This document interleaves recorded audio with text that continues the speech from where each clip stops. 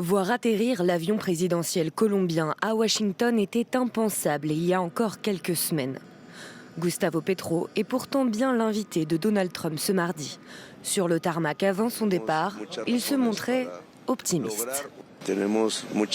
Nous avons de nombreuses raisons de conclure un pacte à vie dans toutes les Amériques et espérons-le dans le monde entier et en Colombie. C'est ce qui nous intéresse aujourd'hui. Avec quelles nouvelles espérez-vous revenir de ce voyage? Avec de bonnes nouvelles, on verra bien. Changement de ton après plus d'un an de relations pour le moins houleuses. Donald Trump a accusé Gustavo Petro d'être un baron de la drogue et avait même évoqué la possibilité d'une intervention militaire en Colombie. La Colombie est une machine à fabriquer de la drogue et nous ne voulons pas y participer. La Colombie est hors de contrôle et elle a maintenant le pire président qu'elle ait jamais eu. C'est un fou qui a beaucoup de problèmes, des problèmes mentaux. Dans le cadre de sa guerre contre la drogue, l'armée américaine a frappé 2 embarcations colombiennes accusées sans preuve de transporter de la cocaïne.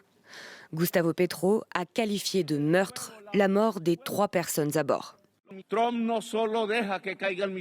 ne se contente pas d'envoyer des missiles sur les jeunes des Caraïbes. Il ne se contente pas d'emprisonner et d'enchaîner les migrants, mais il autorise également les frappes sur les enfants, les jeunes, les femmes et les personnes âgées de Gaza. Il se rend complice d'un génocide. Fin septembre, le président colombien n'avait plus le droit de poser le pied sur le sol américain après avoir pris part à une marche pour Gaza à New York. Mais c'est le mois dernier que culmine la crise lors de la capture de Nicolás Maduro.